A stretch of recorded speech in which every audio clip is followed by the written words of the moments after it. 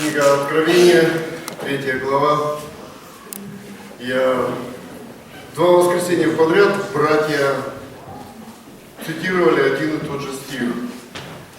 И среди недели один брат позвонил мне и попросил, чтобы я больше расширил и растолковал, что значит этот стих. Да?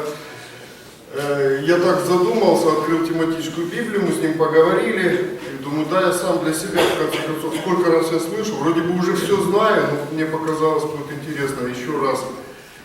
Книга Откровения, я начну 14 стих, а остановлюсь, ключевой стих, это 20. Вы, думаю, все знаете его наизусть, но все равно прочитаю. 14 это начало, так чтобы понятно было. И ангелу Лаодикийской церкви напиши, так говорит Аминь, свидетель верный, истинный, начало создания Божия. И ключевой стих, который я хочу с вами попробовать разобрать вместе. «Все стою у двери и стучу, если кто услышит голос мой, отвори дверь, войду к нему и буду вечерять с ним, и он со мною». Такое место, я думаю, я говорил уже, что многие много раз слышали.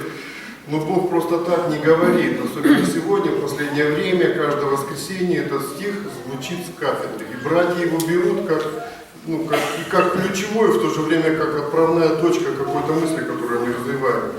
Я говорю, почему? Я решил задать этому тексту несколько вопросов. Кем является стучащий? Для нас, для всех собравшихся здесь. Кем является? Кто стучит, в конце концов, в мое сердце? Да? Кому надо? Сосед или еще кто-то? Иисус Господь. Мы это прекрасно видим по тексту. Стучит Иисус Господь, да? Это то есть Создатель, это Творец, это Создатель миров. Мы прекрасно все это понимаем, кто верующий, глава церкви. Для нас это важно. Все стою у двери и стучу. Это глава церкви стучит, да, стучит куда? В сердце человеческое. Куда? Для чего? В то сердце, которое он сотворил, обновил. За нас фактически Иисус Христос умер. Искупил собой. Согласно тексту, стук и голос Божий, да, обращается к нам. Зачем? Зачем, да, Иисус Христос стоит возле церкви, возле дома, возле сердца моего и стучит ко мне. Что ему надо? Желает войти как царь. Не как завоеватель. Желает войти как царь. Мало ли царей сегодня, да, но Иисус Христос, мы знаем прекрасно, кто он. Что он сделал для нас, да? Какой он царь. И занять престол в нашем сердце. Вот это самое, наверное, сложное сегодня, занять престол в нашем сердце. И дальше я буду попробовать развить эту мысль. Потому что люди сегодня крайне озабочены собой, своим «я». Дальше он говорит, совершить вечерю. Не просто же так, вот 2 глава Откровения, 17 стих, давайте вместе с вами прочитаем. Откровение 2 глава, 17 стих. «Имеющий ухо слышит, да слышит, что Дух говорит церквам, побеждающему дам вкушать сокровенную манну, дам ему белый камень, и на камне написано новое имя, которого никто не знает, кроме того, кто получает». Вот такой маленький стих, да, я говорю, совершить вечерю. И вот тут же, да, Господь возвращается, да, сокровенная манна. В Библии всегда мы понимаем, для чего, да, манна давалась евреям в пустыне, для того, чтобы не умерли с голоду. Это всегда был прообраз Иисуса Христа. Прообраз Иисуса Христа. Господь Иисус хочет войти в наше сердце, да. Мы говорим о том, что Он, как манна, Он хочет войти как Спаситель. И дальше говорит, побеждающим дам камень. Я читал много, исследовал, что за белый камень такой, на котором написано имя Твое. Предполагают, что в то время, когда были соревнования какие-то, проходили, отличить людей, вот дарился такой на соревнованиях, дарился камень, на котором было выгравировано Твое имя. И вот здесь Господь говорит, только это из рук Бога. Это не от кого-то там, президента или еще какой-то федерации, да, это из рук Бога, дам белый камень. То есть имя, которое будет там выгравировано с этим именем, только с этим подарком от Бога ты можешь претендовать на Царство Небесное. Христос, конечно, мог и сам, и дальше он говорит, вечерю совершить, да? Он мог сам совершить вечерю. Сам, но что, почему, что двигает Иисусом Христом? Все стою у двери и стучу. Что им двигает? Что его влечет к нам? К человеку, к людям, которые заблуждаются, которые много согрешают. Что его влечет? Ведь стоит, да? Не просто так от того, что нечего делать. стучит сердце человеческое, и им двигает его совершенная Божья любовь. Совершенная. Мы прекрасно это знаем, понимаем. Господь желает написать сердце человека, напитать. Напитать сердце человека чем? Вот именно небесным даром, да? Ведь полнота, успокоение и мир в сердце приходит только в тот момент, когда действительно, по большому счету, ты говоришь: Господи, я настолько устал в этом мире, я изнемогаю уже от этих грехов, меня тоска по небесному влечет к Тебе. И вот когда мы приглашаем Его в молитве покаяния, вот тогда и наступает, да, вот этот мир, наступает вот эта благодать. И вот этот небесный дар, вот тогда мы только по-настоящему можем оценить. Только тогда Иисус Христос говорил: я есть хлеб, да, вот это манна. Я есть хлеб, только когда будете есть, да, тогда. И мы на вечере читаем эти слова постоянно. И вот именно вот здесь вот Иисус Христос, когда стучит сердце человеческое, стоит у двери, да, Он это предлагает. Предлагает всем нам. Осчастливить искупленного. Приняв Его, мы действительно становимся счастливыми. По большому счету, да, и аминь. Я так думаю, что никто из нас не разочаровался, когда принял Бога. Утешить. Мой мир даю вам, который превыше всякого ума. Да, мой мир. Вот мир Иисуса Христа, наверное, да, это драгоценность. Кто может вечерить со Христом? Тот, кто отворит дверь. Очень просто, да, тот, кто отворит дверь, да, откроет престол сердца. Открыл престол сердца, дальше Иисус Христос входит, не врывается, входит. Для чего вообще это Ему надо? Для чего Господу нужно наше сердце? Давайте вместе с вами откроем книгу пророка Иеремии, 29 глава, книга пророка Иеремии, 29 глава, 11 стих зачитаю, 11 стих, один стих только. Ибо только я знаю намерения, которые имею о вас, говорит Господь. Намерения во благо, а не на зло, дабы дать вам будущность и надежду. Вот такой вот красивый стих, да? Только я знаю. Почему Иисус Христос стучит, что Ему нужно, теперь немножечко открывается, да? Только я знаю твое будущее. Только я знаю завтрашний день, только я знаю для чего. Потому что завтрашний день не в твоих руках. Мы читаем в Откровении, еще и читаем в Бытие, да, что книга жизни записан первый день рождения и последний. Знаем все это, Богу это все открыто, перед Ним это книга жизни. Он ее читает, и Он может нам говорить. Кто однажды вечерил со Христом, как Евангелие от Иоанна, да, ученики говорили: давай нам эту пищу всегда. Вот красивые слова: подавай нам эту пищу всегда. И ученики в простоте-то говорили, когда он говорил: я есть хлеб, я жизнь, да, я дающий. Они с открытыми глазами, я представляю, как они сидели, они понимали, что да, действительно Иисус, Он есть Господь, Он есть Бог, и они просто очень сказали, да. Второе желание Иисуса Христа — вселиться в сердце любимого и жить в нем. Вот желание Иисуса Христа — в сердце человека поселиться и жить в нем, руководить. Третье желание — Спаситель дает вкушать небесный духовный хлеб. То есть, как я уже говорил, да, совершать вечерю всегда. Еще одно из желаний: Иисус приходит к нам, небесным Отцом, да, в обитель сотворить. Жить у нас не просто на какое-то время, просто, да, говорится, сотворить обитель. Быть в сердце Твоем, руководить Тобой, жить с Тобой.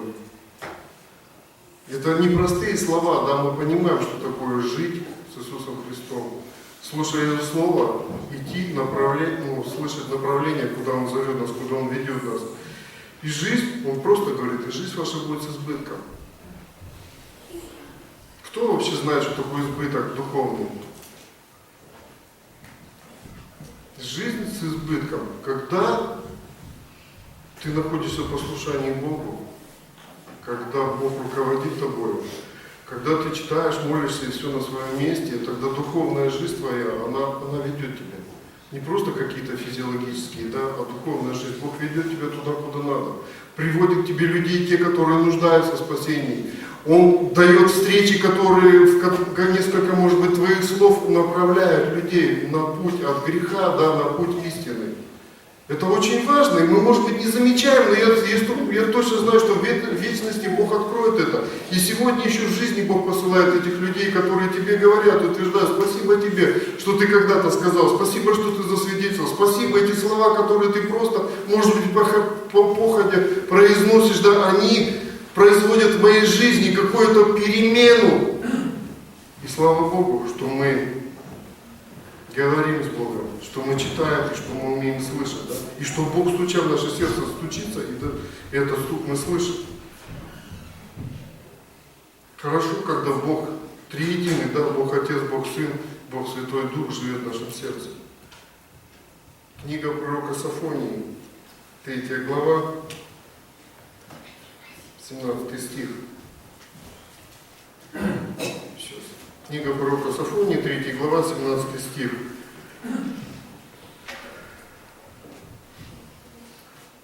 Господь Бог твой среди тебя. Он силен спасти тебя, возвеселится о тебе радостью, будет милостлив, по любви своей будет торжествовать о тебе с ликованием. Значение стука, да? Господь Бог милостлив. Ликовать.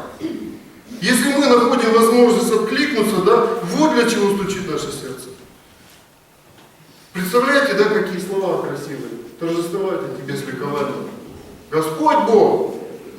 Почему ангел Ладокийской церкви не открыл Христу свое сердце? Мы читаем. Почему? И задаю себе вопрос, я задал себе вопрос, почему? Разве такое может быть, если сам Бог стучит? Может, мы сегодня видим, что происходит в этом мире. Он не слышит или не хотел слышать? Скорее всего, второе. Может, можно стучать сильнее? Я задал себе вопрос. Может быть, можно, но нет. Нет, вот согласно небесной этике, каждый из нас может вспомнить свое покаяние. Каждый из нас может вспомнить, когда было первый раз ему засвидетельствовано Слово Божие. Это песню мы поем. Нежно так зовет, помните, да? Место. Я вчера сидел, так почему-то сразу эта песня нежно так стучит, да, и нежно так зовет. Никогда еще никому не врывался, не вламывался. Господь.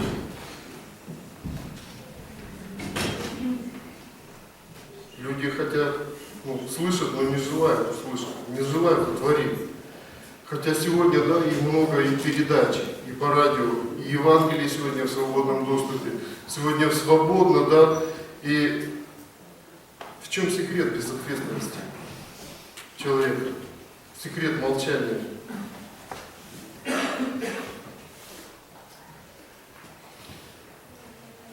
Задаешь вопрос, смотришь на себя, смотришь на людей, смотришь, да, на церковь Ладокии, и думаешь, в чем секрет, почему? Спасение души, забвение, да, спасение от ада. То есть Бог стучит в наше сердце. Дальше что? Готовы люди сегодня принять прощение? Готовы сегодня получить оправдание, усыновление? Каждый из нас дает сам себе ответ. Надежду на вечную жизнь. Или говорит, хватит, я устал от всего этого, мне уже это неинтересно. Отношения со Христом. Вот теперь, да, отношения со Христом.